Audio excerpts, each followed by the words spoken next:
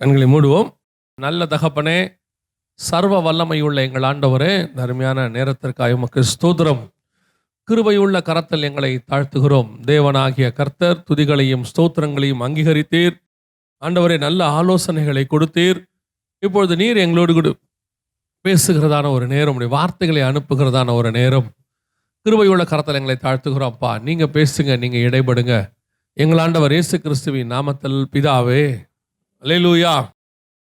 ஏசாயா 45:1 சொல்லுகிறது, கர்த்தராகிய நான் அபிஷேகம் பண்ணின கோரேசுக்கு முன்பாக இடைக்கட்டுகளை அவிழ்க்கும்படிக்கும் அவனுக்கு முன்பாக வாசல்கள் பூட்டப்படாதிருக்க அவன் வலது கையை பிடித்து கொண்டு அவனுக்கு சொல்லுகிறதாவது.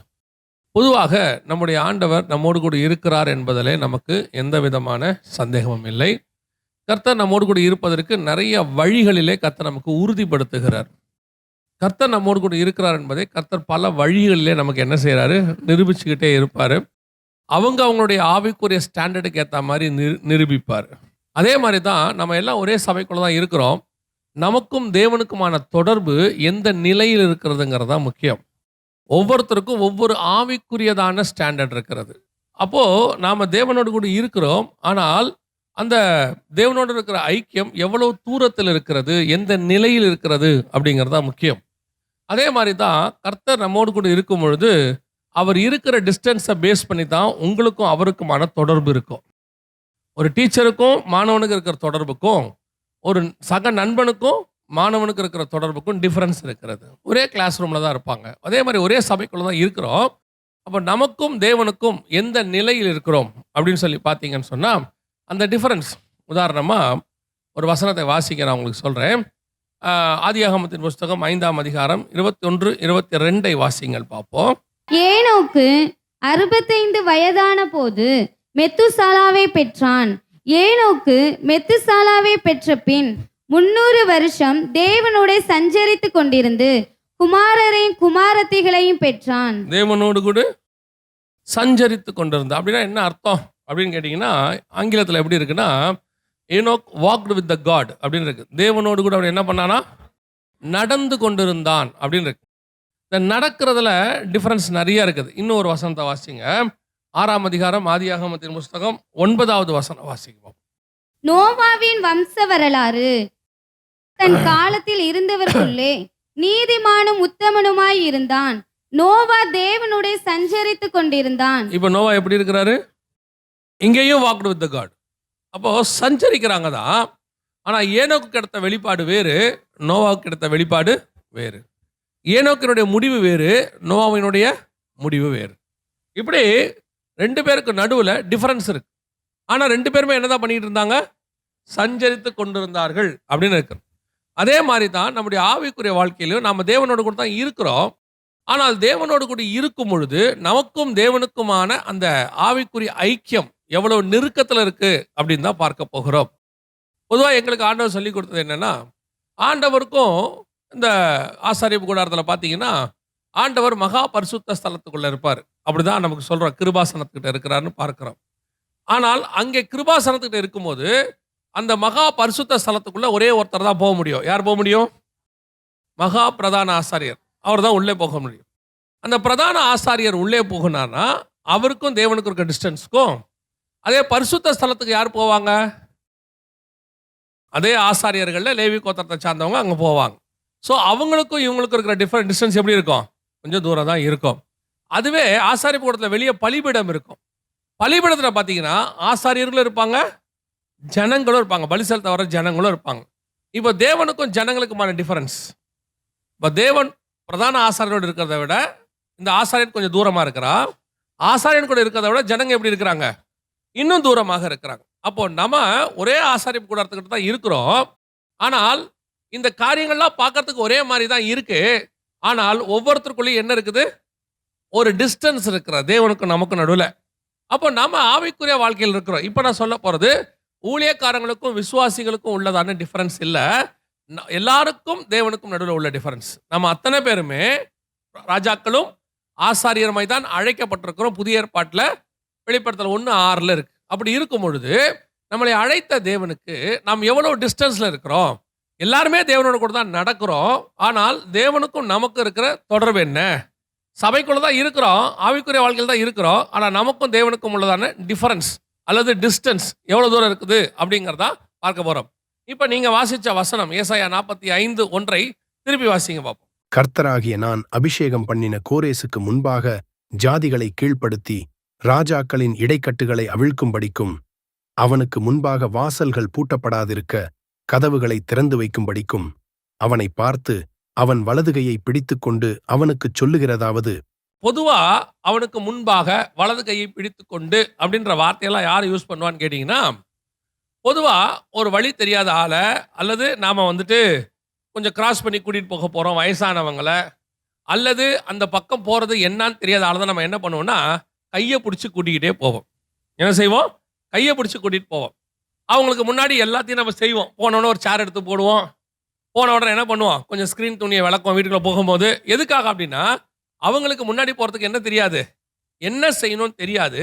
அப்படி செய்யும் பொழுது நான் என்ன செய்கிறேன்? கூட இருந்து உனக்கு வழி நடத்தி கூட்டிகிட்டு போகிறேன், உனக்கு ஹெல்ப் பண்ணுறேன் அப்படின்னு அர்த்தம். ஆனால் இங்கே அவர் சொல்கிறது யாருக்காக அப்படின்னு பார்த்தீங்கன்னா, கர்த்தரால் அபிஷேகம் பண்ணின, நான் அபிஷேகம் பண்ணின கோரேசுக்கு. கோரேஸ் ஒரு பெரிய ராஜா, உலக பிரகாரமான மிகப்பெரியதான அறிவாளி. கோரேஸ் த கிரேட், சைரஸ் த கிரேட்ம்பாங்க. அப்படியாப்பட்டதான ஒரு ராஜாவுக்கு கர்த்தர் சொல்ற வார்த்தை, உனக்கு என்ன பண்ணணும்னு தெரியாது, எது எங்க இருக்குன்னு தெரியாது, பொக்கிஷம் எங்க இருக்குன்னு தெரியாது, புதையல் எங்க இருக்குன்னு தெரியாது. நான் என்ன செய்யறேன்? நான் உன் வலது கையை பிடிச்சுக்கிட்டு முன்னாடியே போறேன், நீ என் கூடவே வா அப்படிங்கிறார். இது கர்த்தருக்கும் முதலாவதாக ஒரு நிலையில் அபிஷேகம் பண்ணின உங்களை என்னையும் அபிஷேகம் தான் பண்ணியிருக்கிறாரு. ஆனால் நீங்களும் நானும் எந்த நிலையில் இருக்கிறோம் அப்படிங்கிறதா இம்பார்ட்டன்ட். நமக்கு அபிஷேகத்தை பண்ணிட்டாரு, ஆனால் ஆவிக்குரிய வாழ்க்கையில இன்னும் நமக்கு முன்பாக வைக்கப்பட்ட காரியங்கள் என்ன இருக்குன்னு நமக்கு தெரியாது. ஊழியத்தின் பாதையிலேயே நிறைய ஊழியக்காரர்களுக்கு கூட முன்பாக என்ன இருக்குன்னு தெரியாது. பல நேரங்களிலே அப்படியே போயிட்டே இருப்பாங்க. சார் தப்பான விஷயத்துக்கு போயிடுவாங்க. அப்புறம் ஆண்டவர்கிட்ட கேட்பாங்க, ஆண்டவரே என்ன இப்படி நடந்துச்சு?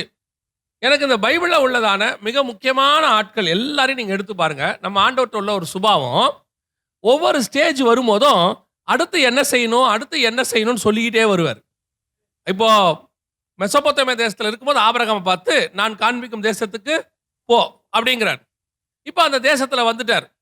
அங்கே வந்த ஈசாக்கை பார்த்து கர்த்தர் ஒரு ஆலோசனை கொடுப்பாரு, நீ இந்த தேசத்தில் இரு, எகிப்துக்கு போகாத அப்படிம்பார். அதே தேசத்தில் இருக்கிற யாக்கோபை பார்த்து சொல்வாரு, நீ போ, உன்னை திருப்பி நான் கூட்டிகிட்டு வந்துருவேன். இப்படி ஒவ்வொருத்தருக்கும் ஒரு விதமான ஆலோசனை இருக்கு. நாம எல்லாருமே முடிவு வரை தெரிந்தவர்கள் அல்ல. 100% சாவர வரைக்கும் என்ன நடக்கும்னு எனக்கு தெரியும்னு சொல்லவே முடியாது. ஒருவேளை நமக்கு ஒரு டெஸ்டினேஷன் வச்சிருப்பார் ஆண்டவர். இப்போ மோசே கிட்ட சொல்லிட்டாரு, நீ போ, நான் உன்னை இஸ்ரவேல் ஜனங்களை விடுதலையாக்கி என்ன செய்வேன்? கூட்டிட்டு வருவேன்னு சொல்லிட்டாரு. ஆனால் நடுவுல செங்கடல் வரும், நடுவுல பார்வோன் துரத்திட்டு வருவான்றதை அவங்ககிட்ட சொல்லல அவரு, இல்லையா? கூட்டிட்டு போனாரு, கூட்டிட்டு வந்துட்டாரு. இப்போ அவர் சந்தோஷமா வந்துகிட்டு இருக்காரு. கர்த்தர் சொன்னபடி விடுதலை ஆக்கிட்டாரு. நல்ல ஜெய கம்பீரமாக சேனைகளின் கர்த்தர் ஜெய கிறிஸ்து முன் செல்லுகிறார்னு பாட்டு பாடிக்கிட்டே வராங்க. வந்தா செங்கடல், ஒரு பக்கம் பார்வோன். இப்போ என்ன செய்யணும் தெரிஞ்சிருந்தா மோசே போய் கர்த்தரை கேட்டிருக்க மாட்டாரு.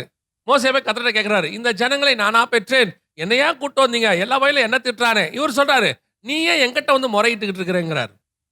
வேற யார்கிட்ட போய் முறையிடுறது? அவர் சொல்றாரு, உன் கோலை நீட்டு, உங்ககிட்ட ஒரு வல்லமை இருக்குது பாரு, அங்க செங்கடல் பிளக்கும் பாரு, அவனை கூட்டிட்டு போ. அப்ப அதன் பிளக்கம், செங்கடல் பிளக்கம்ன்றது யாருக்கு தெரியல.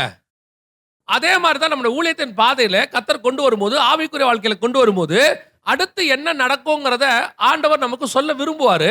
ஆனா குறிப்பிட்ட டயத்துல தான் சொல்லுவார். அப்படி சொல்றதுக்கு முன்னாடி அவர் என்ன பண்ணுவார்னா, உங்களுக்கு எனக்கு ஒரு கான்ஃபிடன்ட் கொடுக்குறாரு. நீ பயப்படாத, நான் உன் வலது கையை பிடிச்சு கூட்டிட்டு போயிட்டே இருக்கிறேன். எனக்கு இருட்டா இருக்கு ஆண்டவரே. கோரேஸ் ஒருவேளை, ஆண்டவரே பெரிய பாபிலோனா இருக்கு, ஒருவேளை கோரேஸ் அப்படி ஆண்டவரை பார்த்தவனா இருந்தா, பாபிலோனா இருக்கு, எல்லாரும் இருக்கிறாங்க, பெரிய பெரிய கோட்டையா இருக்கு அப்படின்னும் போது, நீ கவலைப்படாத கோரேஸ், உன் கையை பிடிச்சி நான் தான் கூட்டிட்டு போயிட்டு இருக்கிறேன். நீ எந்த வழியா போனா உள்ள போலாம், எந்த பொக்கிஷத்தை எடுக்கலாம், எந்த இடத்துல இருக்கிற புதையல் எடுக்கலாம் எனக்கு தெரியும். நீ எப்படியே என்ன ஃபாலோ மட்டும் பண்ணு, என் கையை மட்டும் பிடிச்சி, நான் கையை பிடிச்சிருக்கிறேன்ல, அப்படியே வந்துகிட்டே இரு, நான் உன்னை கூட்டிட்டு போய் சரியா செய்வேன் என்பதுதான் கர்த்தர் நமக்கு கொடுக்கிறதான வாக்குத்தத்தம். அல்லேலூயா. அடுத்த வருஷம் என்ன பண்ண போறோம், ஏது செய்ய போறோம், எப்படி ஆகும், இன்னைக்கு வரைக்கும் தான் நம்ம கிட்ட இருக்குது. இன்னைக்கு வரம் வலது கையை பிடித்து கொண்டு நடத்தி கொண்டு வந்த தேவன் இனிமேலும் உன்னை நடத்த வல்லமை உள்ளவராக இருக்கிறார். அல்லேலூயா. இதுதான் உங்களுக்கு எனக்கு ஆண்டவர் பண்ற வாக்குத்தத்தம். நிறைய பேருக்கு என்னன்னா, ஆண்டவர் என்னென்னலாம் நமக்கு செய்ய போறாருங்கிறத அப்படியே நமக்கு முன்னாடி பிளான் மாதிரி போட்டு கொடுத்துடணும். பிளான் மாதிரி போட்டு கொடுத்துட்டா நமக்கு நிம்மதி. சில நேரத்தில் சில விஷயங்களை தான் கர்த்தர் சொல்லுவார். சில விஷயங்களை என்ன செய்ய மாட்டார், சொல்ல மாட்டார் நம்மகிட்ட. அவரா செய்வார். அது பாட்டு தானா வரும். ஏன்னா உன் வலது கையை பிடித்து கொண்டு போகிறது நான். சொன்னியும் செய்யாதிருப்பாரோ, சொல்லியும் செய்யாதிருப்பாரோ, வசனத்தையும் நிறைவேற்றாதிருப்பாரோ. இந்த அவிசுவாசம் அல்லது பயம் இருக்குல்ல, அது வேணாங்கிறார் கர்த்தர். கையை நாளில் பிடிச்சிருக்கிற. நீங்க யோசிச்சு பாருங்க, ஒரு சின்ன வயசுல நம்மளை போகும்போது கொஞ்சம் தடுமாறோம்னா அப்பா கையை பிடிச்சிருந்தாருன்னா கீழே விழ விட மாட்டார். தடுமாறி கீழே விழுற மாதிரி இருக்கும், ஆனால் அப்படியே கையை பிடிச்சி அப்படியே தூக்குவார். அந்த கிட்ட முட்டை போதுற மாதிரி இருக்கும், முட்டி கீழே போற மாதிரி இருக்கும் தெருவுக்கு, ஆனால் மோத விட மாட்டார், தூக்கிடுவார். ஆனால் பிள்ளைக்கு என்ன தெரியுமா, அப்பா விட்டுருவாரோ. அது என்ன பண்ணும், கையை உதறிட்டு தானா நடக்க ஆசைப்படும். அப்பா சொல்வார், குறிப்பிட்ட காலம் வரும், நானே கையை விடுவேன், நீ போலாம். இங்கே மேடு பள்ளமா இருக்கு, உன்னை எப்படி கொண்டு போகணும்னு எனக்கு தெரியும். சில நேரங்களில் கர்த்தர் கையை பிடிச்சு கூட்டிட்டு போறாரு. சில நேரத்தில் சில விஷயத்த சொல்லாம இருக்கிறாரு. அல்லது கர்த்தர் உங்களுக்கு முன்பாக போறாரு, நான் உங்களுக்கு ஒரு விசுவாசம் வேணும்னு நினைக்கிறாரு. என்ன விசுவாசம் வேணுமா, என்னை நடத்தி கொண்டு ஒருத்தர் முன்பாக போகிறார். அவர் ஜெயம் கொடுக்கிற தேவன். அவர் எனக்கு நன்மை தான் செய்வார், அவரால் எனக்கு தீமை செய்யவே முடியாது. அப்படி ஒருத்தர் எனக்கு முன்னாடி போகும்போது நான் ஏன் பயப்படணும், நான் ஏன் யோசிக்கணும், நான் ஏன் கவலைப்பட்டுக்கிட்டே இருக்கணும்? இயற்கையாகவே நமக்கு ஒரு பயம், ஒரு காஷன் சொல்லுவாங்க, அல்லது ஒரு ஒரு விதமான காரியம் இருக்கும். நடக்குமா, நடக்காதா, ஆகுமா, ஆகாதா, என்ன செய்யணும்? இதுதான் இஸ்ரவேல் ஜனங்கிட்ட இருந்துச்சாமா. அதனால 1 கொரிந்தியர் 10 ஆண்டவர் சொல்றாரு, அதனால் அநேக இடத்தில் அவர் பிரியமாய் இருக்கவில்லைன்னு இருக்கு. இவர் தான் விடுதலையாக்கினாரு, இவர் தான் முன்னாடி போனாரு, இவர் தான் செங்கடலை பிளந்தாரு, இவர் தான் மன்னா கொடுத்தாரு, காடை கொடுத்தாரு, எல்லாம் கொடுத்தாரு. ஆனா அவங்க எப்படி இருந்தாங்களா? 4வது வசனம், எல்லாரும் ஒரே ஞான பானத்தை குடித்தார்கள். எப்படி எனில் அவர்களோட கூட சென்ற ஞான கண்மலையின் தண்ணீரை குடித்தார்கள். அந்த கண்மலை கிறிஸ்துவே. கம்யூனியன் எடுத்தாங்களாமா. அவங்க என்ன, அந்த வசனத்தின்படி அது என்னவாமா, கம்யூனியன். ஞான போஜனத்தை புசித்தார்கள், ஞான பானத்தை குடித்தார்கள். அப்படி இருந்தும் அநேக இடத்துல கர்த்தர் எப்படி இல்லை, பிரியமா இருக்கவில்லை. ஏன் பிரியமா இருக்கல? அடுத்த வசனம் 6வது வசனம், அவர்கள் இச்சித்தது போல நாமும் பொல்லாங்கனவைகளை இச்சியாதபடிக்கு இவைகள் நமக்கு திருஷ்டாந்தங்களா இருந்து. அப்ப நல்லா கவனிச்சு கொள்ளுங்க, ஆண்டவர் ஒரு முறுமுறுப்பை விரும்பவில்லை. அது கீழே அப்படியே படிச்சுட்டு வந்தீங்கன்னா அவர்கள் முறுமுறுத்தார்கள் இருக்கு, இச்சித்தார்கள் இருக்கு. ஆண்டவர் என்ன விரும்பலையாமா? கம்யூனியன் எடுக்கிறோம், எல்லாம் செய்யறோம், முன்பாக போறாரு, அற்புத அடையாளம் செய்யறாரு. ஆனால் அவரிடத்துல கர்த்தர் எப்படி இல்லை, பிரியமா இருக்கவில்லை. யோசிச்சு பாருங்க, அவர்களுக்காக இவ்வளோ பஸ்கா ஆட்டுக்குட்டி அடிக்கப்பட்டது, பெரிய பெரிய அற்புதங்கள் செய்யப்பட்டது, இவனை காப்பாத்துறதுக்கு அவன் தலைப்பிள்ளை சங்காரமாச்சு, எவ்வளோ காரியங்கள் நடக்குது. ஆனாலும் கர்த்தர் அவற்றில் என்னவா இல்லையா? என்ன காரணம்? பிரியமில்லாமையா இவ்வளோ செஞ்சீங்க? எல்லாம் பிரியத்தோட தான் செஞ்சேன், ஆனா ஒரு முறுமுறுப்பு, ஒரு விதமான ஒரு டிஸ்டர்பன்ஸ், எப்போ பார்த்தாலும் பேசிக்கிட்டே இருக்கிறது, நடக்குமா, நடக்காதா, சாவடிக்கவா கூட்டு வந்தீங்க? இப்படி ஒரு சிலர் வீடுகளுக்குள்ள என்ன பண்றாங்க, குடும்பத்துக்குள்ள முறுமுறுத்துக்கிட்டே இருப்பாங்க. அப்படி கணவனா இருக்கட்டும், மனைவியா இருக்கட்டும், சிடுசிடுன்னு இருந்துகிட்டே இருப்பாங்க. இது ஆண்டவருக்கு பிடிக்கிறது இல்லையாமா. அதே மாதிரிதான் ஆவிக்குரிய வாழ்க்கையில் இருக்கிறீங்களாமா. எது சொன்னாலும் இத்தனை வருஷம் நடத்திட்டாரே, அப்படி இருக்கும் பொழுது நாம ஏன் அப்படியே முறுமுறுப்பு, நடக்குமா, நடக்காதா? அப்ப கர்த்தர் சொன்னாரு, இத்தனை வருஷம் நான் உன்னை நடத்தி கொண்டு வந்ததுக்கு என்ன பலன்? அப்ப நான் இவ்வளவு நாள் நடத்திருக்கிறேன்றதுல உனக்கு என்ன இல்லை? ஒரு நம்பிக்கை என் மேல வரவே இல்லையே. உங்களை பிள்ளைகளை நீங்க வளர்த்துக்கிட்டே வரீங்க, 20 வயசு 22 வயசு ஆன பிறகு பிள்ளை கேட்குது, ஒரு வேளை என்னை நடுத்தல நீங்க நிறுத்திட்டீங்கன்னா, என்னை விரட்டி விட்டீங்கன்னா, உங்க சொத்தெல்லாம் எனக்கு பிரிச்சு இப்பவே எழுதி வச்சிருங்க. ஏன்பா எழுதி வைக்கணும்? நாளைக்கு என்னை விரட்டி விட்டா, ஏன்பா 22 வருஷம் உன்னை நடத்தியிருக்கிறேனே, 25 வருஷம் நடத்தியிருக்கிறேனே, உனக்கு சாப்பாடு போட்டிருக்கிறேன், இன்னுமா உனக்கு என் மேல நம்பிக்கை வரலன்னா, அப்பதான் ஆண்டவர் சொல்றாரு, உன் மேல எனக்கு என்ன இல்லை, பிரியம் இல்லை. காரணம் என்ன? உன் வலது கையை பிடித்துக்கொண்டு முன்பாக இத்தனை வருஷம் நான் போயிருக்கிறேனே, இத்தனை ஆண்டு காலம் உன்னை நடத்தி இருக்கிறேனே, நீ ஒண்ணும் இல்லாத போது வெறும் கோலும் கையுமா இருக்கும்போது நான் உன் கூட இருந்தனே, மனுஷர்களை உதாசீனப்படுத்தின போது நான் உன் கூட நின்றேனே, உன்னை வேணான்னு எல்லாரும் சொல்லும் போது நான் வேணும் என்று சொன்னேனே, அந்த நிலையிலேயே நான் உன் கூட இருந்து கூட்டிட்டு வந்துட்டேனே. இதுக்கு மேல உனக்கு என் மேல என்ன அவிசுவாசம்?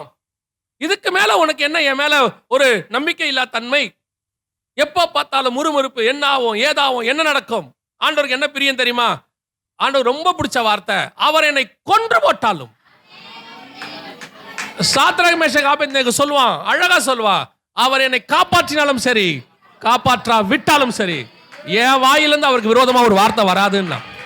இதுக்கு அர்த்தம் என்ன தெரியுமா? இது அவர் மேல் நான் வைத்த நம்பிக்கை. அவர் என்னை காப்பாற்றுவார்னு எனக்கு தெரியும்யா. ஒரு வேளை காப்பாத்தாம போனாலும் எனக்கு கவலை கிடையாதுயா. ஏன் தெரியுமா? இது வரைக்கும் என்னை நடத்தினவர் உண்மை உள்ளவர். அவர் எனக்கு முன்பாக போய் கொண்டிருக்கிறார். எனக்கு என்ன பயம்? நமக்கு ஒரு முன்னாடி ஒருத்தர் போனா நமக்கு ஒரு தைரியம் வருது இல்ல, அவர் கூட இருக்கிறாரு.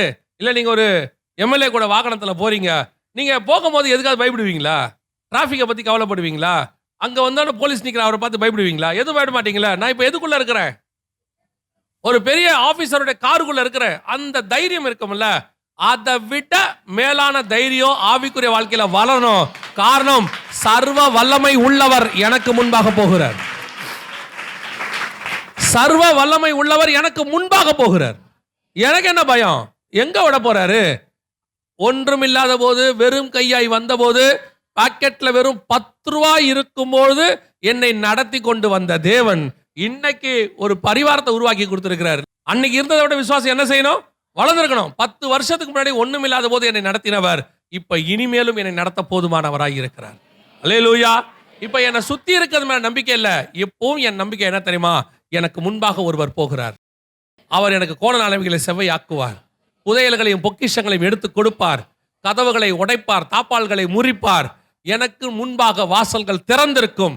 இது அபிஷேகம் பண்ணினவனுக்கு கர்த்தர் கொடுக்கிறதான வாக்கு தத்தம்.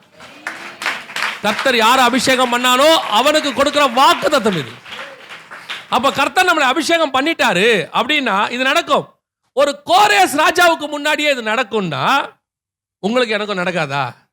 பிள்ளைகளை அழைக்கப்பட்ட உங்களுக்கு எனக்கும் நடக்காதா? இப்ப ஆண்டவர் சொல்றாரு, உனக்கு முன்பாக போய் கோணலானவைகளை செவ்வையாக்குவேன். இது கர்த்தர் முன்னாடி போகும்போது நடக்கிறதான ஒரு சம்பவம். 2வது வாசிங்க, உன்னத பாட்டின் புஸ்தகம் 8ஆம் அதிகாரம் 5வது வசனம் வாசி. இந்த வசனம் சொல்லுது, தன் நேசர் மேல் சார்ந்து கொண்டு வனாந்தரத்திலிருந்து வருகிற இவள் யார்? இது அதே பிரயாணம் தான். முதல் பிரயாணத்துல கர்த்தர் வலது கையை பிடிச்சுக்கிட்டு என்ன பண்ணாரா? முன்னாடி போனாரு. கோரேஸ் எங்க போறாரு? அப்போ பின்னாடி போறாருன்னு அர்த்தம். அவர் முன்னாடி போறாரு, இவரு பின்னாடி போறாரு. முன்னாடி போறவனுக்கு என்ன கிடைக்கும்? வாசல்கள் திறந்திருக்கும், கதவுகள் பூட்டப்படாது இருக்கும், தாப்பாள்கள் முறிக்கப்பட்டிருக்கும், பொக்கிஷம் புதையல்கள் எல்லாம் கிடைக்கும். இது முன்னாடி போறவனுக்கு. யோசிச்சு பாருங்க, பின்னாடி ஃபாலோ பண்றவனுக்கே அவன் நடக்குது. இயேசுவை பின்தொடர்கிறவனுக்கு இவ்வளவும் கிடைக்குது. ஆனா இதை விட இன்னொரு ஸ்டேஜ் இருக்குது, அடுத்த ஸ்டேஜ்.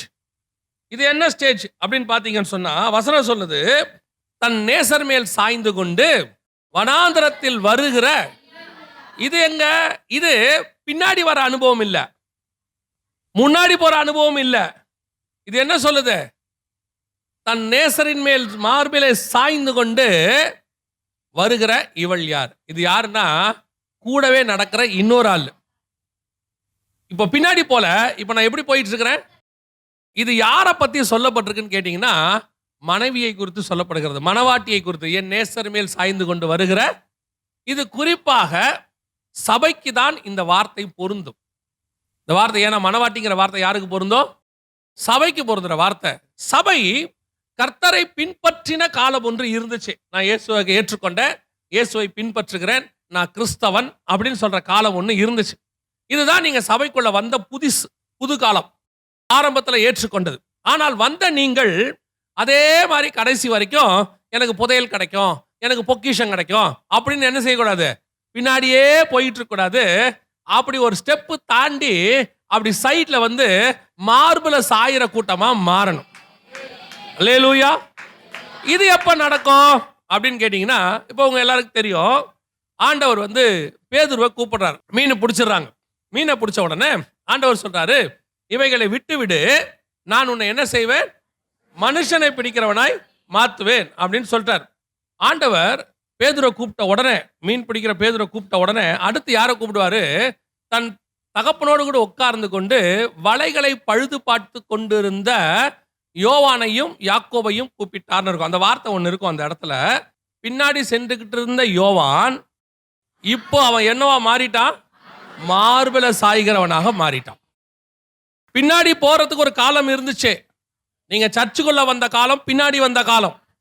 பின்னாடி வரும்போது கர்த்தர் உனக்கு சொல்லிக்கிட்டே வருவார், என் பின்னே வாருங்கள், அதை தருவேன், இதை தருவேன், எல்லாம் நடந்துகிட்டே இருந்துச்சு. முன்னாடி அவர் போனார். அதுதான் கோரேசுக்கு சொன்னது, நான் உனக்கு முன்பாக போய் எல்லாத்தையும் ரெடி பண்ணுவேன். அது ஒரு காலம். நீ என் பின்னாடி வா, நான் உன்னை மனுஷனை பிடிக்கிறவனாய் மாத்துவேன். நீங்க பின்னாடி வாங்க, உங்களை அப்போஸ்தலர் என்று அழைப்பேன், உங்களுக்கு வல்லமையும் அதிகாரத்தையும் கொடுப்பாரு. இதெல்லாம் பின்னாடி வரவனுக்கு நடக்கும், ஆட்டோமேட்டிக்கா நடக்கத்தான் செய்யும். அவர் தம்மிடத்தில் வந்தவர்களை அழைத்து அவர்களை பிரசங்கம் பண்ணவும், அவர்கள் தம்மோடு இருக்கவும், பிரசங்கம் பண்ணவும், வியாதியத்தில் அகப்பட்டவர்களை குணமாக்கவும், பிசாசுகளை துரத்தவும் அவர்களுக்கு அதிகாரம் கொடுத்தார். இதெல்லாம் இருக்கு, மார்க்ல இருக்கு. ஆனா நீ வெறும் பின்னாடியே போற கூட்டம் இல்ல. அப்படியே 20 வருஷம் பின்னாடி, 30 வருஷம் பின்னாடி, 40 வருஷம் பின்னாடி என்ன சொல்றீங்க? நான் அப்படியே ஆண்டவருக்கு பின்னாடி போயிட்டே இருக்கிறேங்க. கர்த்தர் முன்பாக போய் எனக்கு கோணலாக்கி செவ்வையாக்கி 30 வருஷமா முன்னாடி போயிட்டே இருக்கிறாரு. அப்புறம் 30 வருஷம் பின்னாடியே தான் இருக்கிறீங்களா? பின்னாடியே தான் இருக்கிறேன். அப்புறம் எனக்கு சந்தோஷமா இருக்குதுங்க. புதையல் கொடுக்குறாரு, பொக்கிஷம் கொடுக்குறாரு, எல்லாம் தேவையான சாப்பாடு கொடுத்துருக்காரு, எனக்கு நல்ல குடும்பம் கொடுத்துருக்காரு, எனக்கு பேர பிள்ளைகளா பார்க்க வச்சுட்டாரு. அப்புறம் அவ்வளவுதான், பின்னாடி போயிட்டே இருக்கிறேன். ஓ, இவ்வளவுதான் ஆவிக்குரிய வாழ்க்கையா? இல்ல, ஆண்டவர் சொல்றாரு, பின்னாடி போயிட்டு இருக்க நீ இன்னும் ஒரு 2 ஸ்டெப் முன்னாடி வா, வந்து என் கூட நட, என் மார்பல சாய்ந்து கொள்ளுங்கிற சொல்றாரு. இதுதான் அடுத்து நடக்க வேண்டிய ஆவிக்குரிய வளர்ச்சி. சபை, நான் எப்போ சொல்றேன், சபை எண்ணிக்கையில பெருகாவது என்பது 2வது, ஆவியில பெருகுவதுதான் 1வது. உங்களுக்கும் தேவனுக்குமான ஐக்கியம் தான் அதிகமாக வேண்டுமே ஒழிய எவ்வளவு பேர் இருக்கிறாங்கிறது முக்கியம் இல்ல, எவ்வளவு பேர் இருக்கிறவங்க எப்படி இருக்கிறாங்கன்றதுதான் முக்கியம். எல்லா சபைகளுக்கும் பவுல் எழுதுறாரு, ஆனால் 2 சபைக்கு மட்டும் பெருமையா சொல்றாரு, அவர்கள் வேத வாக்கியங்களை ஆராய்ந்து பார்த்தார்கள். யாரை பத்தி? தெசலோனிக்கேயரை பத்தியும் பெரோயா பட்டணத்தாரை பத்தியும். மற்றவங்களை பத்தி சொல்லும் பொழுது, உன்னிடத்தில் எனக்கு ஒரு குறை உண்டு, உன்னிடத்தில் ஒரு குறை உண்டு, கலாத்தியரே இப்படி போறீங்களே, கொரிந்தியரே புறஜாதியத்தில் காணப்படுற அருவருப்பு உங்ககிட்ட காணப்படுகிறதே. ஆனா தெசலோனிக்கேயரை பெரோயா பத்தி சொல்லும் பொழுது அவர்கள் வேத வாக்கியங்களை ஆராய்ந்து பார்த்தார்கள். ஒரு ஸ்டெப் முன்னாடி வந்துட்டான், கர்த்தரோடு கூட வளர ஆரம்பிச்சுட்டான். இதைத்தான் கர்த்தர் சொல்றாரு, ஒரு ஸ்டெப் முன்னாடி வா. பின்னாடி வந்தது நல்லது, அது ஒரு காலம். நல்ல கவனிச்சு பார்த்திருக்கீங்களா? இந்த ஓட்டப்பந்தயம் ஓடுறவன்ல, மாரத்தான் ஓடுறான்ல, எடுத்த உடனே ஃபர்ஸ்ட் ஓட மாட்டான் தெரியுமா உங்களுக்கு? 100 மீட்டர்ஸ் ஓடுறவன் தான் பட்டுன்னு முன்னாடி ஓடிடுவான். ஏன்னா அவனுக்கு ரொம்ப ஷார்ட் டிஸ்டன்ஸா இருக்குது, குடு குடு குடுன்னு ஓடி முடிச்சிருவான். ரொம்ப நேரம் ஓடுறவன் வந்து ஆரம்பத்தில் ரொம்ப பொறுமையா ஸ்டார்ட் பண்ணுவான். அந்த கடைசி 1/2 கிலோமீட்டர் இருக்கிற வரைக்கும் கூட பின்னாடியே தான் வந்துகிட்டு இருப்பான். அதுக்கப்புறம் ஒரு ஷூட் அப் பண்ணுவான் பாருங்க, அவன் கிட்டு கிட்டு கிட்டு கிட்டு கிட்டுன்னு ஓடி அந்த கம்பத்துக்கிட்ட வரும்போது டக்குன்னு முன்னாடி ஓடி வந்துடும். ஒரு காலகட்டம் வரைக்கும் பின்னாடி வந்தது உண்மை. இப்போ கர்த்தரோடு கூட மார்பில சாய்கிற காலம்.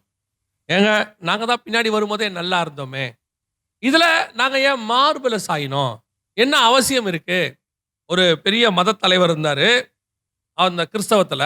அவர் வந்து ஒரு 10 வருஷத்துக்கு முன்னாடி இந்த சம்பவம், அவர் ஒரு வார்த்தை சொன்னாரு, don't get closer to the God அப்படின்னாரு. தேவனிடத்தில் ரொம்ப கிட்ட போகாதீங்க. ஏன் அப்படின்னா, நீங்கள் கிட்ட போக போக உங்களுக்கு உபத்திரவம் அதிகரிக்கும் அப்படின்னாரு. அவரு எப்படி கிட்ட வராம மனுஷனை பண்றதுக்கான வார்த்தையை சொல்றாரு பாருங்க. கிட்ட வர வர உபத்திரவம் அதிகரிக்கும். எதை வச்சு சொல்றாருன்னா, நீங்க ரொம்ப கிட்ட போனீங்கன்னா ஆண்டவர் உங்ககிட்ட என்ன எதிர்பார்ப்பாரா? ரொம்ப எதிர்பார்ப்பாரு. இப்போ சபையில இருக்கிற உங்க எல்லாரையுமே அவர் பிள்ளைகளா தான் பார்க்கிறாரு, இந்த மாற்று கருத்தே இல்லை. ஆனா உங்ககிட்ட எதிர்பார்க்கறத விட அவர் பிள்ளைகிட்ட எதிர்பார்க்கறது கொஞ்சம் அதிகமாகத்தான் இருக்கும். எதுக்காக? உங்களை இப்படி ஏதாவது ஒரு பிரச்சனை வந்துச்சுன்னா கண்டிக்க முடியும். ஆனா அவனை கண்டிக்கும் போது என்ன சொல்வாரு? ஒரு ஊழியக்காரன் பையன் இப்படி செஞ்சா என்னடா ஆகும், என்ன கேட்பான். அந்த வேர்டு ஒன்று வரும் தெரியுமா லைன்ல, அது தான் நேசிக்கிறவங்களை, ரொம்ப நெருக்கமானவங்களை கொஞ்சம் அதிகமாக ஸ்டிக் பண்ணுவோம், கொஞ்சம் அதிகமாக கண்டிப்போம். ஏன்னு சொன்னா, நீ மேல போகும்போது நிறைய பேர் உன்னை என்ன செய்யறாங்க? பாக்குறாங்க. கீழே இருக்கும்போது விழுந்தினா நிறைய பேருக்கு தெரியாது, மேல இருக்கும்போது விழுந்தினா நிறைய பேருக்கு தெரியும். அதனால மேல போகும்போது கச்சர் என்ன பண்ணுவாரு? கொஞ்சம் எச்சரிப்பு அதிகமா கொடுப்பாரு, அப்ப கொஞ்சம் ஸ்டிக் பண்ணுவாரு. நீ கீழே இருக்கும்போது என்ன வேணா செய்யலாம், அது யாருக்கும் தெரியாது. மேல போகும்போது நீ செய்யற சின்னது கூட எல்லாருக்கும் தெரிய ஆரம்பிச்சிடும். அப்போ ஆண்டவர் சொல்றாரு, இதெல்லாம் செய்யாத, இதெல்லாம் பண்ணாத. ஸ்டிக் கிட்ட வர வர, தேவன்கிட்ட கிட்ட வர வர உங்க இடத்துல கொஞ்சம் அதிகமான பர்ஃபெக்ஷனை கர்த்தர் எதிர்பார்ப்பார். கீழே இருக்கிற ஜனங்கள் இருக்கிற பரிசுத்தத்தை விட மேல போற மோசே கிட்ட பரிசுத்தம் அதிகமாக இருக்க வேண்டும். நான் மோசே ரொம்ப நெருக்கமானவன்றதுனால எப்படி வேணாலும் போவேனா? இல்ல. ஆண்டவர் சொல்வாரு, கீழ இருக்கிறவன் என்ன வேணா செய்யட்டும், ஆனா பலிபீடத்தின் மேல் ஏறும்போது நீ உள்ளான ஆடையை தரித்துக்கொள். ஏன்? பலிபீடத்தில் ஏறும்போது உன் நிர்வாணத்தை நீ காணாதபடி. என்ன ஆண்டவரே சொல்றீங்க? கீழே இருந்தா உன் நிர்வாணம் தெரியாது, மேல போக போக உன் நிர்வாணம் தெரியும். அப்போ ஆண்டவர் அதிகமா போக போக உங்ககிட்ட எதிர்பார்ப்பு அதிகமாகுது. ஆண்டவருக்கு ஆவிக்குரிய வாழ்க்கையில உங்ககிட்ட கர்த்தர் என்ன செய்றாரு? அதிக எதிர்பார்ப்பு உடையவராய் இருக்கிறார். அதுக்கு பேர் சிட்சை அல்ல, பெர்ஃபெக்ஷன். அதற்கு பேர் உன்னை கர்த்தர் குற்றம் கண்டுபிடிக்கிறார் என்ற அர்த்தம் அல்ல, மத்தவங்க உன்னை குற்றம் கண்டுபிடிச்சிட கூடாதுங்கிறதுக்கான அக்கறை அதுக்கு பேர். ஆண்டவர் எதுக்காக உன்னை அப்படி சொல்றாரு? நிறைய பேர் சொல்லுவாங்க, அவங்கள விட எங்க அவங்க எல்லாம் எப்படி எப்படியோ இருக்கிறாங்க, அப்படி இருக்கும்போது நாங்க கொஞ்சம் இப்படி பண்ணா என்னங்க? இல்ல, பண்ணக்கூடாது. ஏன் தெரியுமா? அவன் கர்த்தருடைய ஐசைட்லயே இல்ல. அவனை கர்த்தர் எப்ப கொண்டு வர தெரியாது. ஆனா நீ மலை மேல் இருக்கிற பட்டணம், அநேகருக்கு வெளிச்சம் கொடுக்கிற பட்டணம். நீ மேல போக போக போக உன் மேல ஒரு பக்கம் பொறாமப்படுற கூட்டம் பார்த்துக்கிட்டே இருக்குது. உன்னை பிடிக்காதுங்கிற அவன்லாம் யார் தெரியுமா? நீ விழுவாயா என காத்திருக்கிற கூட்டம். நீ எப்படியாவது கீழே விழுந்துட மாட்டியான்னு எதிர்பார்த்திருக்கிற கூட்டம். அவனுக்கு முன்னாடி கர்த்தர் என்ன விரும்புறார் தெரியுமா? என் பையன் விழ மாட்டான், நீ என்ன வேணா செஞ்சு பாரு, அவன் உயர போய்கிட்டே தான் இருப்பான்னு சொல்லி கர்த்தர் உன்னை உயர்த்த விரும்புகிறார். அப்படி இருக்கும்போது அந்த மார்பல சாயிற கூட்டத்துக்கு கொஞ்சம் கஷ்டம் ஜாஸ்தி. முன்னாடி போகும்போது கையை பிடிச்சி இழுத்துனே போவாரு, ஒரு சேஃப்டி இருக்கு. ஆனா சைட்ல சாஞ்சிட்டு வரவனுக்கு ரெண்டாவது ஒரு ஆசீர்வாதம் இருக்கு. அதை நான் என்னன்னு சொல்றேன். முன்னாடி நீ ரொம்ப கேர்ஃபுல்லா இருக்கணும், அவருக்கு ஈக்குவலா நடக்கணும். நீங்க பாருங்க, நீங்க நிக்கிறீங்கன்றதுனால இந்த பூமி சுத்தது நிக்குமா? நீங்க நிக்கிறதுனால சூரியன் நிக்குமா? நிக்காது.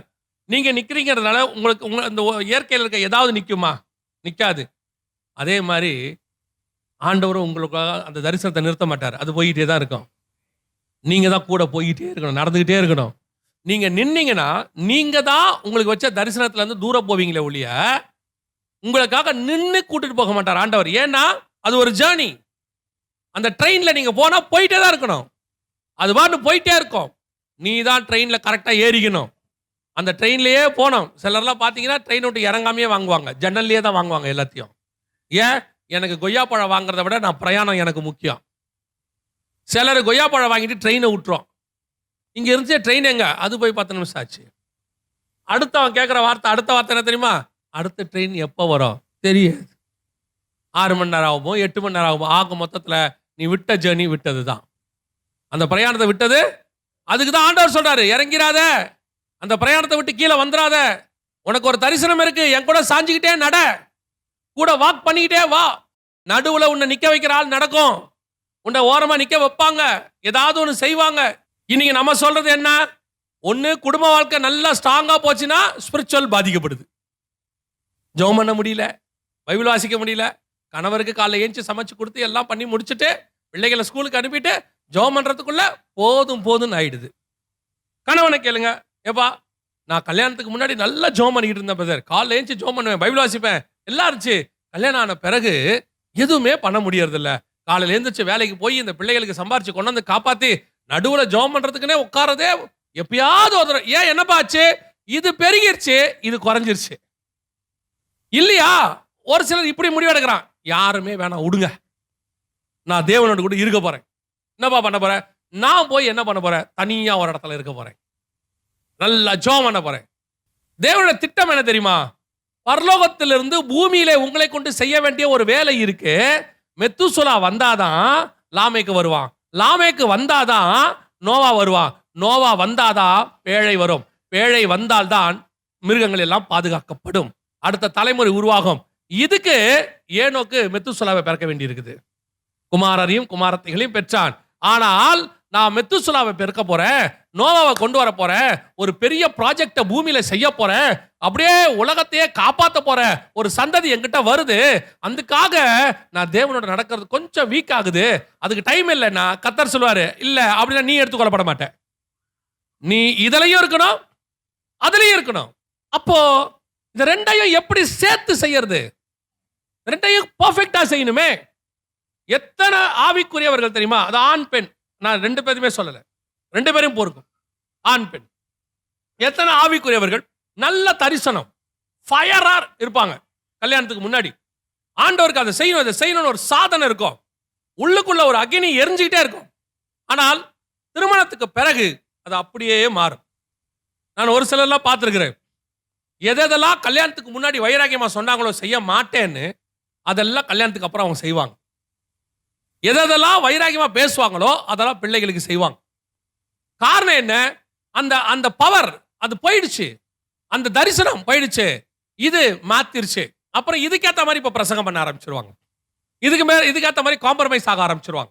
அதுக்கு அப்ப எப்படி அன்னைக்கு கல்யாணத்துக்கு முன்னாடி ஒரு பவர்ஃபுல்லா பேசினாங்களோ, இப்ப கல்யாணத்துக்கு அப்புறம் இதுக்கேற்ற மாதிரி மாறிடுவாங்க. ஆமாங்க, அன்னைக்கு தெரியாம பேசிட்டோம். இல்ல இல்ல, அன்னைக்கு பேசுனது சரி, இன்னைக்கு உனக்கு பேலன்ஸ் பண்ண தெரியல. உன் தரிசனம் குறையாம, உன் மேல உள்ள அபிஷேகம் குறையாம, கர்த்தர் உனக்கு வச்சதான ஓட்டத்தை நிறுத்தாம அதே ஓட்டத்துல ஓடணும். ஆனா இங்க சொல்ற விஷயத்தையும் செய்யணும், கர்த்தரோடையும் சஞ்சரிக்கணும். அப்படிப்பட்டவன் தான் தேவனோடு கூட நடக்கிற மனுஷன். ரெண்டையும் செய்யணும். ஏங்க அது முடியுமா? முடியும். முடியாத விஷயத்தை கர்த்தர் சொல்லுகிறதே கிடையாது. முடியும். அதுக்கு நான் என்ன செய்யணும்? நீ ஆவியானவர், அதுக்கு தான் ஆவியானவர் துணை வேணும். ஆவியானவர் உனக்கு அது காரியத்தை செய்ய சொல்லுவார், செய்ய உதவி செய்வார். நீ பழிய தூக்கி ஆதாம் மாதிரி பழிய தூக்கி போடாதீங்க. நீர் கொடுத்த ஸ்திரீயானவள் தான் காரணம். ஏன் உன்னால ஆவிக்குரிய வாழ்க்கை வளர முடியல? இந்த ஒய்ஃப் தாங்க எல்லாத்துக்கும் காரணம். ஓஹோ, ஏன் உன்னால வளர முடியல? காலைல ஏஞ்சி ஜெபம் பண்ணல, பிள்ளைங்களோட நைட்டெல்லாம் முழிச்சே இருந்தனா காலையில எந்திரிச்சு வர முடியலங்க. ஓஹோ, நீ இப்ப என்ன சொல்றனா, மனைவி கர்த்தரால் வரும், கர்த்தர் கொடுத்த ஆசீர்வாதம் இல்லையா? பிள்ளைகள் கர்த்தரால் வரும். அப்ப இந்த ரெண்டு ஆசீர்வாதமும் உனக்கு சாபம்னு சொல்ற. நீ அதோட அர்த்தம் என்ன? ரெண்டும் சாபம்னு சொல்ற. கர்த்தர் இந்த சாபத்தை கொடுத்ததுனால இதை செய்ய முடியல அப்படின்னு சொல்ற. அப்போ கல்யாணம் பண்ணும்போது ஏன் ஆசீர்வாதம் சொன்ன? பிள்ளை பிறந்தவனே ஏன் சொன்ன? கர்த்தர் எனக்கு ஒரு பிள்ளையை கொடுத்தார், கர்த்தருக்கு சோத்திரம் அப்படின்னு ஏன் சொன்னீங்க? அப்ப என்ன அர்த்தம்? மனைவியும் சரி, பிள்ளையும் சரி, கணவனும் சரி, ஒரு நாளும் அது சாபம் அல்ல. கர்த்தர் உனக்கு ஆசீர்வாதமா தான் கொடுத்துருக்கிறாரு. அதை நான் கர்த்தர் தேடின ஆட்களுக்கு சொல்றேன், கர்த்தர் சொல்லி கல்யாணம் பண்ணவங்களுக்கு சொல்றேன். சோ கொடுத்துருக்கிறாரு. ஆனால் உனக்கு அதை பேலன்ஸ் பண்ண தெரியல. அதை தேவனோடு கூட நடந்து கொண்டே இதையும் செய்யணும். சஞ்சரித்து கொண்டிருந்து குமாரரையும் குமாரத்தைகளையும் பெற்றான். உன் ஆவிக்குரிய வாழ்க்கையை வாழ்ந்துட்டு இருக்கணும். ஆனா அதே நேரத்தில் குடும்பத்தை பர்ஃபெக்டா நடத்தணும். உன் குடும்ப வாழ்க்கையை பர்ஃபெக்டா நடத்தணும். அதே நேரத்தில் ஆவிக்குரிய வாழ்க்கையும் கரெக்டா இருக்கணும். இதுவும் அதுவும் போட்டு என்ன செய்யக்கூடாது? இதனால அது கூட கூடாது, அதனால இது கூட கூடாது. ஓ, அதனால தான் இது போச்சு கிடையாது. கர்த்தர் ஒத்துக்கிறது இல்லை அதை. ரெண்டையும் ஆண்டவர் சொல்றார். இப்போ பின்னாடி போயிட்டு இருக்கும்போது ஆசீர்வாதம், முன் சாஞ்சிக்கிட்டு போறதுங்கிறது தரிசனம். பின்னாடி வரவனுக்கு ஒரு கவலை கிடையாது. என்ன முன்னாடி போறவர் எல்லாத்தையும் பார்த்துப்பாரு, எனக்கு என்ன கவலை? ட்ரெயின் ஓட்டும் போது நீங்க என்னைக்காவது முழிச்சிருந்து அந்த டிரைவருக்கு ஜெபம் பண்ணி இருக்கிறீங்களா? ஏறி நிம்மதியா படுத்தீங்க தானே? உங்க நம்பிக்கை என்ன? அந்த ட்ரெயின் கண்டிப்பா போய் என்ன செய்யும்? ஒரு ஜெபம் பண்ணுவீங்க, ஆண்டவரே பிரயாணத்தை. அந்த மாதிரி தான் உங்களுக்கு முன்னாடி ட்ரெயின் போறதுனால, கர்த்தர் போறதுனால நீங்க கவலை இல்லாம போன காலம் ஒன்று உண்டு. ஆனா இது அல்ல, இது அல்ல, இது அதல்ல. இது மார்பிலே சாய்ந்து கொள்ளுதல். அப்படியே நான் நடந்து போவேன், எனக்கு உண்டான காரியங்கள்லாம் வந்துகிட்டே இருக்கும். நான் வனாந்தரத்துல, அந்த வசனம் அழகா இருக்கும், வனாந்தரத்திலே சாய்ந்து வருகிற இவள் யாரோ. கோரேஸ் எங்க கூட்டிட்டு போனாரு? பொக்கிஷம், உதையல், ஒளிப்பிடம் எல்லாத்துலயும் போய் கூட்டு போய் சும்மா எல்லாம் திறந்து கொடுக்குறாரு. அது ஒரு காலம், அது நல்லா இருந்துச்சு, ஆசீர்வாதமா இருந்துச்சு. இப்போ சாஞ்சிட்டு போறது எங்க போறோம்? பல நேரங்களில் நாம் கர்த்தரோடு கூட சாய்ந்து கொண்டு நடக்கும்போது நடக்கிற இடம் நீங்கள் விரும்புகிற இடமா இருக்காது. கர்த்தர் உன்னை கொண்டு போகிறது வனாந்தரமாய் தான் இருக்கும். வனாந்தரம் என்பது உங்கள் பார்வைக்கு ஏதோ கஷ்டமான இடம் இல்லையா? வெளிப்புறமாக அது கஷ்டமா இருக்கும். ஆனால் வனாந்தரம் என்பது அங்கதான் பிரைவசி. அங்கதான் என்ன இருக்குது? பிரைவசி. அங்கதான் உங்களுக்கும் நேசருக்குமான தொடர்பு இன்க்ரீஸ் ஆகிற இடம். இந்த செப்பரேஷன் ஒன்று இருக்குல்ல, அதுக்கு பேர் தான் வனாந்தரம். ஆவியானவராலே இயேசு கிறிஸ்து எங்கே கொண்டு போகப்பட்டார்? வனாந்தரத்துக்கு. ஏன்? 40 நாள் அங்கே அவர் தேவனோட அந்த காட்டு மிருகனோடு சஞ்சரித்தார். முடியும் போது வசனம் சொல்லுது, தேவ தூதர்கள் வந்து அவருக்கு பணிவிடை செய்தார். அப்படின்னா கர்த்தர் உன்னை வனாந்தரத்திலே சாய்த்து கொண்டு நடத்துகிறார். சில நேரங்களில் கர்த்தர் கொண்டு போவது தெரியுமா? தனிமைப்படுத்துவார். இங்க பாருங்க, பத்மு தீவில் யோவான் எப்படி இருந்தாரு? தனிமையாய் இருந்தார். வெளிப்படுத்தல் 17:3 வாசிங்க. ஆவிக்குள் என்னை வனாந்தரத்திற்கு கொண்டு போனான். எங்க கொண்டு போனாரு? இப்ப வாசிங்க 37ஆம் அதிகாரம் எசேக்கியேல் புஸ்தகம் 1-2 வசனம் வாசிங்க. கர்த்தருடைய கை என் மேல் அமர்ந்து கர்த்தர் என்னை ஆவிக்குள்ளாக்கி வெளியே கொண்டு போய் எலும்புகள் நிறைந்த ஒரு பள்ளத்தாக்கின் நடுவில் நிறுத்தி என்னை அவைகளின் அருகே சுற்றி நடக்க பண்ணினார். இதோ பள்ளத்தாக்கின் வெட்ட வெளியிலே அந்த எலும்புகள் மகா திரளாய் கிடந்தது. அவைகள் மிகவும் உலர்ந்ததுமாயிருந்தது. பாருங்க, ஒரு பெரிய ரகசியத்தை உங்ககிட்ட வெளிப்படுத்த வேணும். உங்ககிட்ட கர்த்தர் பேசணும்னா கர்த்தர் உங்களை எங்க கூட்டிட்டு போறாரு? வெளியே கூட்டு போறாரு, வனாந்தரத்துக்கு கூட்டு போறாரு. இப்ப பாருங்க, இப்ப வாங்க. ஆண்டவர் மார்பிள யார் சாஞ்சிட்டு இருந்தா? பின்னாடி போயிட்டு இருந்தவன் எங்க வந்துட்டா? இப்ப மார்பிள சாயிற. நல்லா கவனிச்சிங்களா? 12 சீஷர்கள்லயே ரகசியத்தை அறிந்து கொள்ளுகிற ஒரு சீஷன் யாருன்னு கேட்டீங்கன்னா யோவான் மட்டும்தான். சீஷர்கள் யாருமே இயேசு கிட்ட போய் அந்த காட்டி கொடுக்கிறவன் யாருன்னு அவங்க யாரும் கேட்கல. ஏன் கேட்கல? அவங்க எல்லா தூரத்துல இருக்கிறவங்க.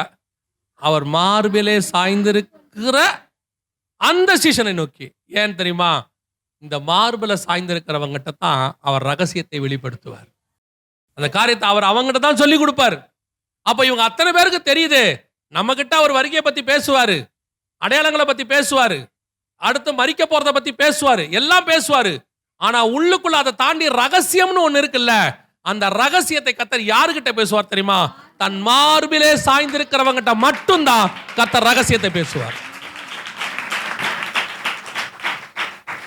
அதனால தான் நல்லா கவனிச்சு பாருங்க, வெளிப்படுத்தின விசேஷங்கிற அப்பேற்பட்ட ரகசியம் அந்த யோவானுக்கு வெளிப்படுத்தப்பட்டது. மற்ற யாருக்கிட்டையும் அதை அவர் கொடுக்கவே இல்லை. அப்போ வனாந்தரத்துல தனிமையிலிருந்து பத்மு தீவுல இருக்கணும், அவங்கிட்ட தான் கர்த்தர் ரகசியத்தை கொடுப்பாரு. அவன் மார்புல சாயிறவனாவும் இருக்கணும். நீ யார் இடத்துல அன்பா இருக்கிறாயோ அவர்கள் தங்கள் ரகசியங்களை எல்லாம் உனக்கு வெளிப்படுத்துவார்கள். அதனாலதான் ஒரு பாருங்க, மனைவி கிட்ட கணவன் கிட்ட சொல்லாதது கூட ஃப்ரெண்ட்ஸ் கிட்ட சிலர் பேசுவான். காரணம், அவன் மேல அவனுக்கு அவ்வளவு நம்பிக்கை, ட்ரஸ்ட், அவன் அவ்வளவு க்ளோஸ்.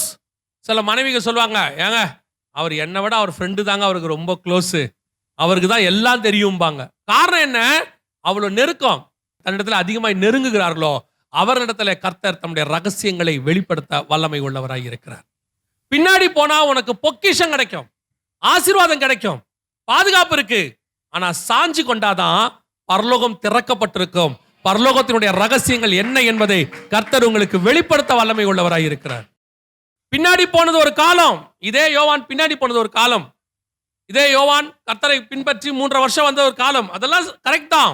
ஆனா அவன் அப்படியே இல்ல, நெருங்குறான், கிட்ட வரான், கிட்ட வரான், கிட்ட வரான். இன்னும் ஒரு இடத்துல மார்பில சாய்கிறவனாய் மாறுகிறான், அப்படியே சாயிறான். இப்போ இதுல இன்னொரு விஷயம் என்ன தெரியுமா இருக்கு? இவங்கெல்லாம் கேட்டா சொல்ல மாட்டேன்னு சொல்வார்ல, இவன் கேட்டா கண்டிப்பா சொல்லுவார். ஏன் தெரியுமா? மார்பில சாய்கிற ஒருத்தன் கேட்டானா அவரால் சொல்லாம இருக்கவே முடியாது. கர்த்தர் கண்டிப்பாக சொல்லுவார். இப்ப கவனிங்க, வனாந்தரத்துல சாய்ந்து வருகிற இவள் யாரோனது யாரை பத்தி சொல்லப்படுது? சபையை பத்தி சொல்லப்படுது, மணவாட்டியை பத்தி. அப்போ மணவாட்டி சபை கர்த்தரிடத்திலிருந்து ஒரு ரகசியத்தை கேட்குமானால், ஒரு வெளிப்பாடை கேட்குமானால், சபைக்கு கர்த்தர் வெளிப்படுத்த வல்லமை உள்ளவராக இருக்கிறார். அந்த சபைக்கு கர்த்தர் ரகசியத்தை மறைக்க மாட்டார். சில சபைகள் அவரை பின்தொடர்கிற சபைகள், சில சபைகள் அவர் மார்பிலே சாய்ந்து கொள்ளுகிற சபை. நீங்களும் நானும் அந்த சபையாகத்தான் இருக்கணும். நீங்களும் நானும் எப்படி இருக்கணும்? அந்த சபையாகத்தான் இருக்கணும். சாய்ந்து கொண்டு, ஆண்டவரே உங்களுக்கும் எனக்கும் எதையும் அவர் மறைக்கவே கூடாது. அப்படின்னா என்ன அர்த்தம்? மோசே கிட்ட நான் ரகசியமெல்லாம் பேசுறதே இல்லப்பா, எதை பேசினாலும் ஓப்பனா பேசிடுறது. இந்த இடத்துக்கு தான் நீங்களும் நானும் வரணும். நாம் இப்ப பின்னாடி போறவனுக்கு தீர்க்கதரிசி பின்னாடி போவான், முன்னாடி இருக்கிறது அவனுக்கு தெரியாது. ஏன்னா பின்னாடியே போகும்போது முன்னாடி ஒரு உருவம் போகுது, முன்னாடி என்ன நடக்குதுன்னு தெரியாது. ஆனா ஒரு நம்பிக்கை இருக்கு, கரெக்டா போகும். ஏன்னா ஓட்டுறவர் பர்ஃபெக்ட். சில நேரங்கள் நம்ம அதை பத்திலாம் கவலைப்படவே மாட்டோம். முன்னாடி போறதை பத்தி நமக்கு என்ன கிடையாது, கவலை கிடையாது. அது என்ன வந்தாலும் அவங்க பார்த்துப்பாங்க, அது போகும் அப்படிங்கிற ஒரு நம்பிக்கை. அப்படி ஒரு நம்பிக்கை கர்த்தர் மேல இருந்து நம்ம போயிட்டு இருக்கிறோம். அது வேற, இது வேற. இது ரெண்டாவது. அப்படியே சாஞ்சிக்கிட்டு வருவோம், அப்படியே ஆண்டவர் சொல்லிட்டே வருவார், அதை வருது பார், அதான் செங்கடல். இப்போ நம்ம அதை பிளக்க போறோம் பாரு.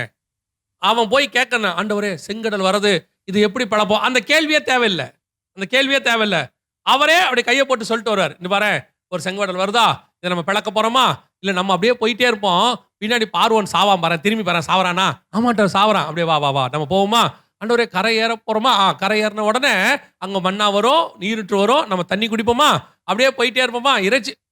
இவனுக்கு மறை பொருளே கிடையாது, இவனுக்கு கவலையும் கிடையாது, ஒண்ணும் கிடையாது. காரணம், இவன் மார்பிலே சாய்ந்திருக்கிறவன். இவனுக்கு ரகசியம் என்பதே கிடையாது. கர்த்தர் வெளிப்படுத்தி கொண்டே போவார். இதுதான் கர்த்தர் நீங்களும் நானும் கர்த்தரிடத்துல வர வேண்டிய அடுத்த ஸ்டேஜ். நாம முதல் ஸ்டேஜ்ல சந்தோஷம், சர்ச்சு முதல் ஸ்டேஜ்ல இருக்கிறது சந்தோஷம், இல்லைன்னு சொல்லல. நாங்கள் அவரை பின்பற்றுகிறோம், ஃபாலோ பண்றோம், கர்த்தர் எங்களுக்கு கொடுக்கிறாரு, எல்லாம் நன்மை. ஆனா அதே இடத்துல போக கர்த்தர் விரும்பவில்லை. இப்ப கர்த்தர் என்ன விரும்புறார் தெரியுமா? நான் மார்பில சாஞ்சிட்டேன், கூட வா. ஏன் தெரியுமா? கர்த்தருக்கு இன்னும் நம்ம கிட்ட சொல்ல வேண்டிய ரகசியம் நிறைய இருக்கு. இப்ப இந்த பைபிள்ல எழுதியிருக்கிறார்ல, இது எல்லாம் ஓமைகளாக இருக்கு. இதெல்லாம் எப்படி இருக்குது? ஓமைகளாக இருக்கு.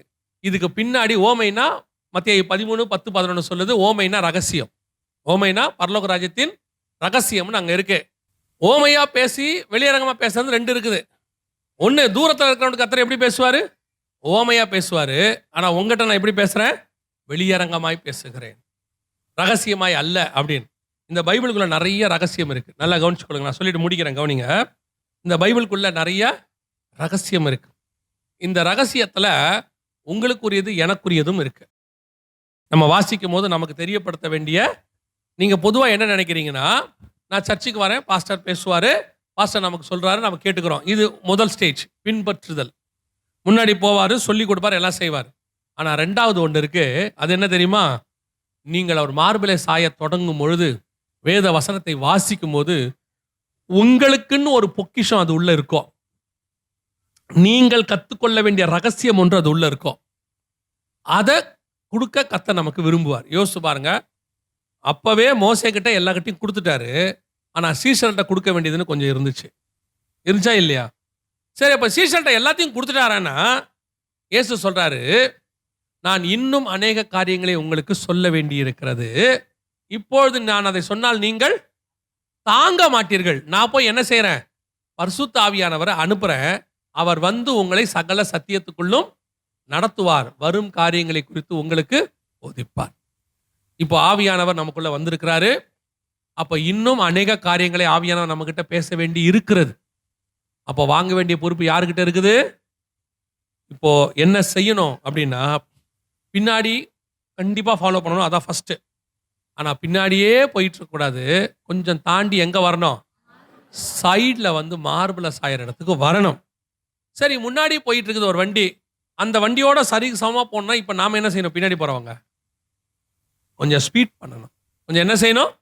உங்க ஆவிக்குரிய வாழ்க்கைய இன்னும் ஜெபத்துல, இன்னும் வேத வாசிப்புல, பரலோகம் உங்களை நம்புகிற அளவுக்கு நீங்கள் வர வேண்டும். 11 சீஷர்கள்ட்ட எல்லாத்தையும் சொன்னவர் ஒரு படி மேல தாண்டி இவங்கிட்ட எல்லாத்தையும் நம்புறாரு. அவங்கிட்ட மறைபொருளாய் அல்ல, வெளியரங்கமாய் பேசுகிறார். அல்லேலூயா. அந்த இடத்துக்கு நீங்கள் நானும் வரணும். இன்னையிலேருந்து சர்ச்சு எப்படி மாறணும்னா, இன்னும் ஜெபத்தில் அதிகரிக்கணும், இன்னும் வேத வாசிப்பில் அதிகரிக்கணும். திருப்தின்னு ஒரு இடம் வரவே கூடாது.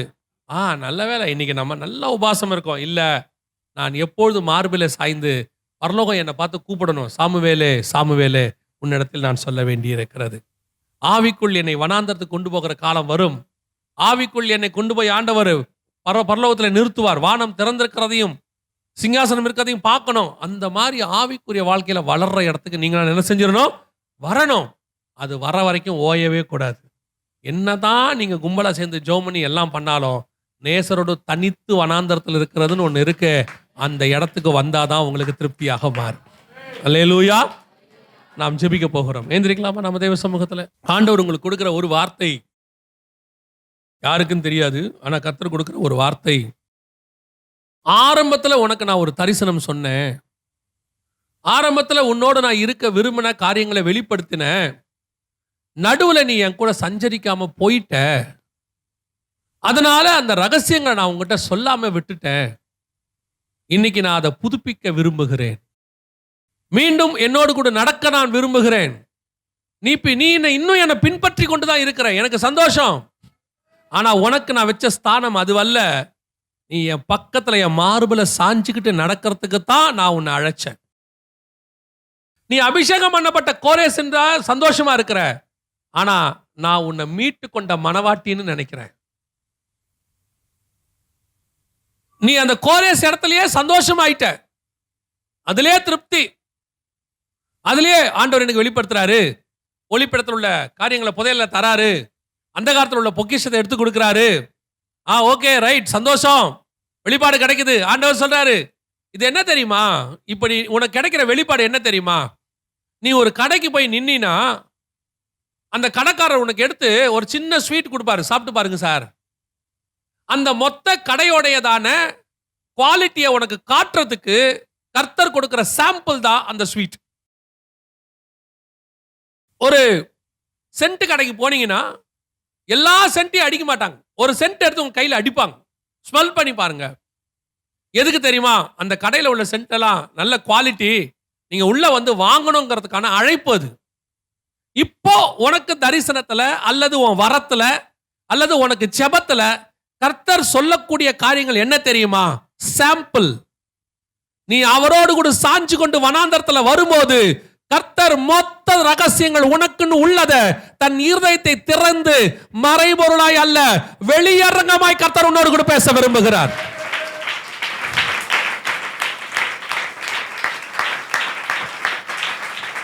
கர்த்தர் உன்னோடு கூட வெளியரங்கமா பேச விரும்புறார்.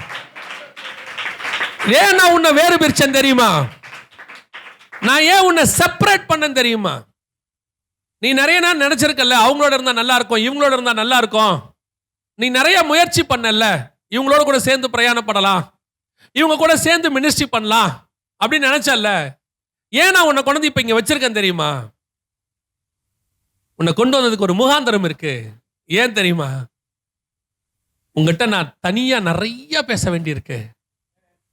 உனக்குன்னு நான் வச்சதை நீ வாங்காமையே இருக்க, உன்னை நான் அதுக்கு தான் செப்பரேட் பண்றேன். ஆனா நீயோ திரும்பி திரும்பி போய் அவங்களோட இருந்தா நல்லா இருக்கும், இவங்களோட இருந்தா நல்லா இருக்கும். ஆண்டவர் சொல்றார், ஆரம்பத்தில் உங்ககிட்ட சொன்னதை தான் இப்ப திருப்பி சொல்றேன். என் மேர்பில் சாஞ்சுக்கோ, என் கூட நட. உன் காதுல சொல்ல வேண்டிய ரகசியங்கள் நிறைய இருக்கு. நீ அதை வாங்கிறதுக்காக தானே நான் இத்தனை நாள் வெயிட் பண்றேன். அது உனக்குன்னு பரலோகம் எடுத்து வச்சது. 10 பிள்ளை இருந்தா ஒரு பிள்ளை வெளியே போயிருந்துச்சுன்னா திரும்பி வர வரைக்கும் தகப்பன் 9 பேருக்கு கொடுத்துட்டு அந்த வெளியே போயிருக்க பிள்ளைக்குன்னு ஒரு பார்ட்டி எடுத்து வைப்பாரு. யார் கேட்டாலும் சொல்லுவாரு, அவன் வருவான்டா, அவனுக்கும் கொடுக்கணும்டா அம்பாரு. அந்த மாதிரி தான் உனக்கு நான் எடுத்து வச்சிருக்கிறேன். ஆவியானவர் உண்மையிலே நம்ம அதில் ஆசீர்வாடி கொண்டு இருக்கிறார். இந்த திருச்சபை மேல கர்த்தருக்கு ஒரு பெரிய கரிசனை இருக்கு. நீ உதாசீனப்படுத்தப்பட்டவனும், நீ நிராகரிக்கப்பட்டவனும், மனுஷரால் தள்ளப்பட்டவனும், அநேகருக்கு முன்பாக நீ குறை உள்ளவனை போல காணப்பட்டாய். உனக்கு எதிராக பேசினவர்கள் அநேகர். ஆனா கர்த்தர் சொல்ற வார்த்தை, நான் தான் உன்னை செப்பரேட் பண்ணி அப்படி கூட்டிட்டு வந்தேன். அவங்க கூட நீ உட்காந்துக்கிட்டே இருந்தீன்னா அவங்கள ஒருவரா மாறிடுவ, நீ 11 சீசன் ஆயிடுவ. நான் உன்னை ஏன் தனிமைப்படுத்தினேன் தெரியுமா, அப்பதான் நீ ஏன் மார்பில் சாய்வ, நான் உன்னை கூட்டு போய் வெளிப்படுத்துற விசேஷம் கொடுக்க முடியும். ஒப்பு கொடுப்போமா? Thank you Jesus, thank you Lord. ஆவியானவர் நம்மோடு கூட பேசி கொண்டு இருக்கிறார். ஒவ்வொருத்தரோட ஆவியானவர் பேசுகிறார். இப்ப இந்த வார்த்தைகள்ல ஒவ்வொருத்தருக்கும் கர்த்தருடைய வார்த்தை உண்டு. இன்னைக்கு நீ அந்த வார்த்தையை வாங்கலைன்னா அது உனக்கு நஷ்டம். இந்த திடலுக்குள்ள வந்துட்டு, இந்த ஆலயத்துக்குள்ள வந்துட்டு, இந்த பந்தலுக்குள்ள வந்துட்டு உனக்கு வார்த்தை வரலன்னு நீ சொல்லுவீனா உனக்கு தான் நஷ்டம். உன்னை கொண்டு வந்ததுக்கு கர்த்தர் உங்களோட சொல்றதுக்கு தான் கூட்டிட்டு வந்தார். தேவன்கிட்ட ஒப்பு கொடுத்து நம்ம பெற்றுக்கொள்வோமா? இனி நான் தூர போவது இல்லை ஆண்டவரே. ஒப்பு கொடுப்போமா?